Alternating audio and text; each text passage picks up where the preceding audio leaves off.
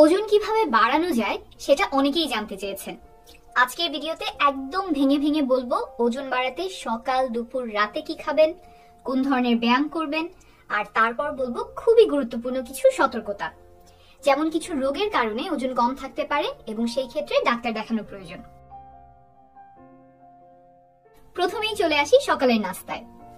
ওজন বাড়ানোর জন্য সকালের নাস্তায় যে খাবারগুলো যুক্ত করতে পারেন তার মধ্যে রয়েছে দুধ, কলা, ডিম ও খেজুর। শুরুতেই দুধ নিয়ে বলি। আমাদের শরীরে যত ধরনের পুষ্টি দরকার তার প্রায় সবগুলোই দুধে পাওয়া যায়। প্রচুর ক্যালসিয়াম আছে যা আমাদের হাড়গোড় মজবুত রাখতে সাহায্য করে, ভিটামিন B12 আছে যা আমাদের রক্ত তৈরিতে সাহায্য করে। আর দুধের একটা বড় সুবিধা হলো অন্যান্য খাবারের সাথে খুব সহজেই এক গ্লাস দুধ খেয়ে নেওয়া যায়। এটা আপনাকে ওজন বাড়াতে খুব ভালো সাহায্য করবে। তারপর বলেছি কলা। কলায় ভিটামিন B6 আছে, রোগ প্রতিরোধ ক্ষমতায় সাহায্য করে, ভালো পরিমাণে ফাইবার আছে যা আমাদের হজমে সাহায্য করে, হার্টের রোগের ঝুঁকি কমানোর সাথেও একটা সম্পর্ক আছে। আবার কলা খুব সহজলভ্য, বাজারে সব সময়ই পাওয়া যায়, খাওয়ার আগে কাটাকাটির কোনো ঝামেলা নাই, তাই সকালবেলাতেই একটা বা দুইটা কলা খেয়ে ফেলতে পারেন। এরপর হচ্ছে ডিম। ডিমকে অনেকে বলে প্রকৃতির মাল্টিভিটামিন। এতে ভিটামিন A আছে যা আমাদের চোখের স্বাস্থ্য ভালো রাখে, ভিটামিন B2 আছে যা আমাদের ত্বককে ভালো রাখে, জিঙ্ক আছে যা আমাদের রোগ প্রতিরোধ ক্ষমতায় খুব গুরুত্বপূর্ণ। এমন আরো অনেক ভিটামিন মিনারেলে সমৃদ্ধ হলো ডিম। পাওয়া যায় অল্প দামে আর প্রায় সব খাবারের সাথেই খাওয়া যায়, তাই সকাল সকাল নাস্তার সাথে ডিম সিদ্ধ খেয়ে নিতে পারেন। এটা আপনার ওজন বাড়াতে ভালো সাহায্য করবে। ডিম ভাজির কথা বলছি না, কারণ অস্বাস্থ্যকর তেল দিয়ে ভাজলে সেটা আবার শরীরের জন্য ক্ষতিকর হতে পারে। তারপর আসি খেজুরে। এটা একটা অসাধারণ ফল। ক্যালসিয়াম, ম্যাগনেসিয়াম আছে যা হাড়ের স্বাস্থ্য ভালো রাখে, আয়রন আর ফলিক অ্যাসিড আছে যা রক্ত তৈরিতে সাহায্য করে, ফাইবার আছে যার উপকারিতা একটু আগে বলেছি। মোট কথা খেজুরের পুষ্টিগুণ অসাধারণ।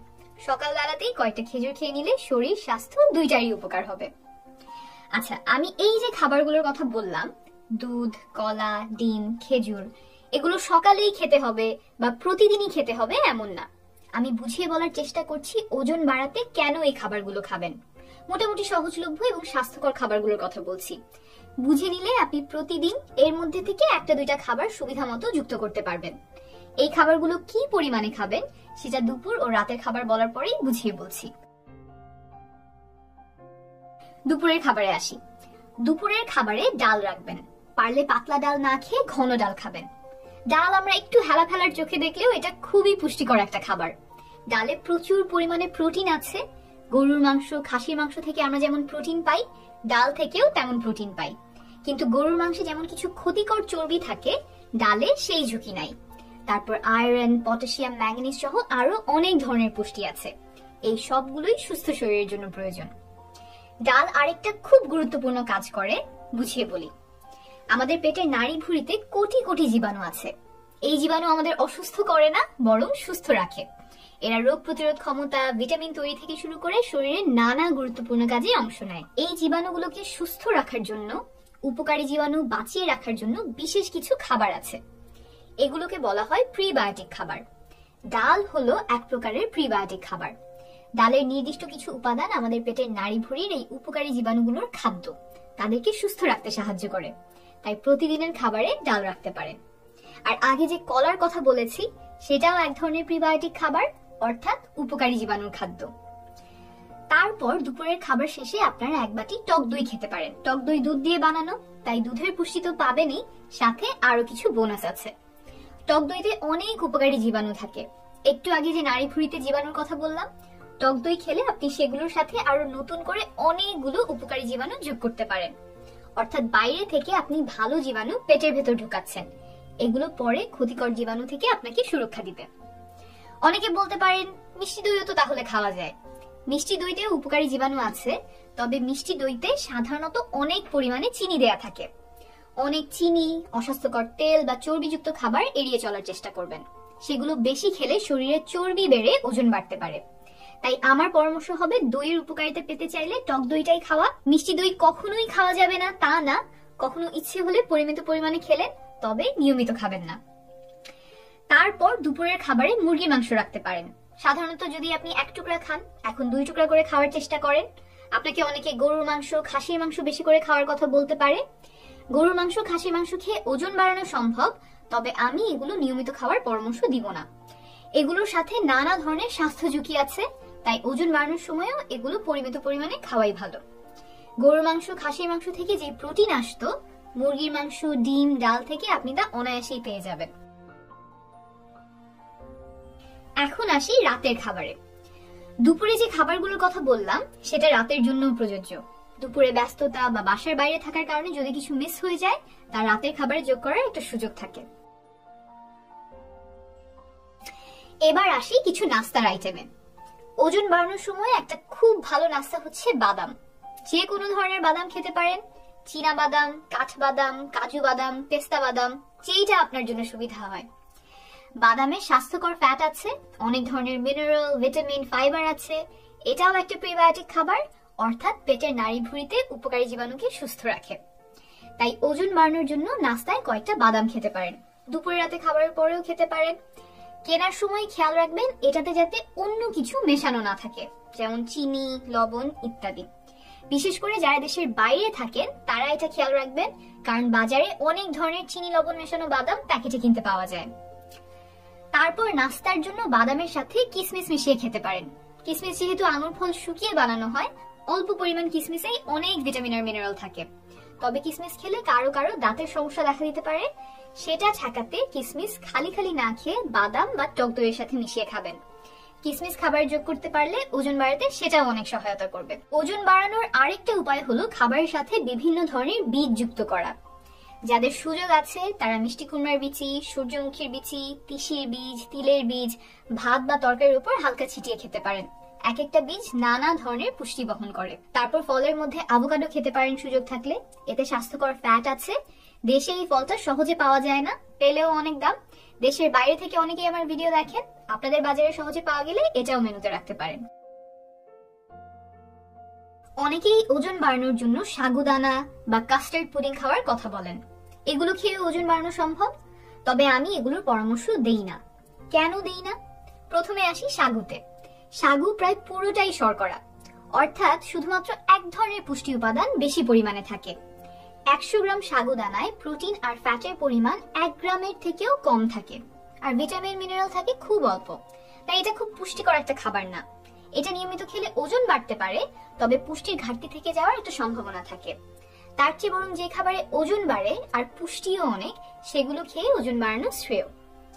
তারপর আসি কাস্টার্ড পুডিং এ। এগুলোতেও সাধারণত অনেক পরিমাণে চিনি দেয়া থাকে। একটু আগে মিষ্টি দই নিয়ে যা বললাম, এখানেও তাই। অতিরিক্ত চিনি বা তেল চর্বিযুক্ত খাবার যা আমাদের স্বাস্থ্যের জন্য ক্ষতিকর, সেটা ওজন বাড়ানোর সময়ও এড়িয়ে চলা ভালো। না হলে শরীরে চর্বি জমে ওজন বাড়ার সম্ভাবনা থাকে।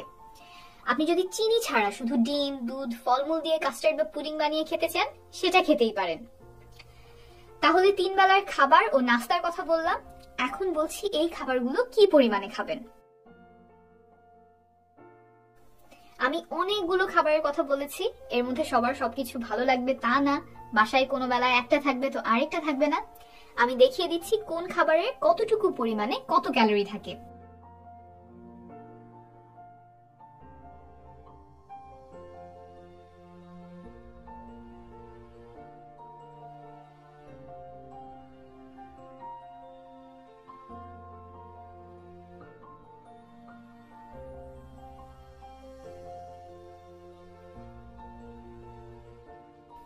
যেই খাবারই আপনি পছন্দ করেন না কেন, মিলিয়ে নিবেন যাতে দিনে অতিরিক্ত 300 থেকে 500 ক্যালোরি খাওয়া হয়।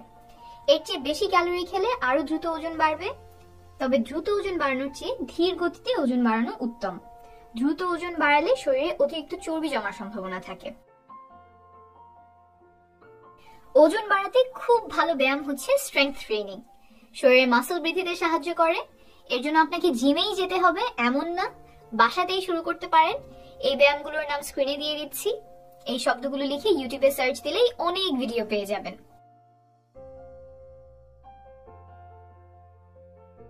অনেকে ভাবতে পারেন যে ব্যায়াম করলে তো শরীরের শক্তি খরচ হয়ে যাচ্ছে, ক্যালোরি বার্ন হয়ে যাচ্ছে, তাই ওজন বাড়ানোর সময় বোধহয় ব্যায়াম করার দরকার নাই। এমন চিন্তা পোষণ করবেন না। ওজন বাড়ানোর সময় আপনি নিয়মিত ব্যায়াম করবেন, তাহলে অতিরিক্ত ক্যালোরি খাওয়ার ফলে শরীরে শুধু চর্বি জমার সম্ভাবনা কমবে। কতক্ষণ ব্যায়াম করবেন? একজন প্রাপ্তবয়স্ক মানুষের সুস্থ থাকার জন্য সপ্তাহে অন্তত 2.5 ঘন্টা ব্যায়াম করা প্রয়োজন। ব্যায়াম করার অভ্যাস একদমই না থাকলে অল্প অল্প করে শুরু করবেন, তবে এটা খুবই গুরুত্বপূর্ণ। ওজন বাড়ানোর জন্য খাবারে পরিবর্তন আনার পাশাপাশি অবশ্যই ব্যায়াম করবেন। এবার আসি সতর্কতায়, এটা একটু মনোযোগ দিয়ে শুনবেন। প্রথম সতর্কতা হলো আপনার ওজন বাড়ানো দরকার কিনা সেটা বোঝা। যাদের ওজন স্বাভাবিকের চেয়ে কম তাদের ওজন বাড়িয়ে স্বাভাবিকে আনা প্রয়োজন, কারণ অল্প ওজনে নানাবিধ স্বাস্থ্য সমস্যা হতে পারে, যেমন রোগ প্রতিরোধ ক্ষমতা দুর্বল হওয়া, অপুষ্টিতে ভোগা, সারাক্ষণ ক্লান্ত লাগা, মেয়েদের মাসিক বন্ধ হয়ে যাওয়া ইত্যাদি। 2, কিছু রোগের কারণে ওজন কম হতে পারে, সেই ক্ষেত্রে চিকিৎসা প্রয়োজন। এসব রোগ কি কি? শারীরিক কিছু রোগ আছে, যেমন থাইরয়েডের সমস্যা, ডায়াবেটিস ইত্যাদি। আবার কিছু মানসিক রোগের কারণে ওজন কমে যেতে পারে, যেমন ডিপ্রেশন, অ্যানোরেক্সিয়া, বুলিমিয়া। তাই ওজন বাড়ানোর চেষ্টা করার আগে প্রথমেই আপনি একজন চিকিৎসকের পরামর্শ নেবেন।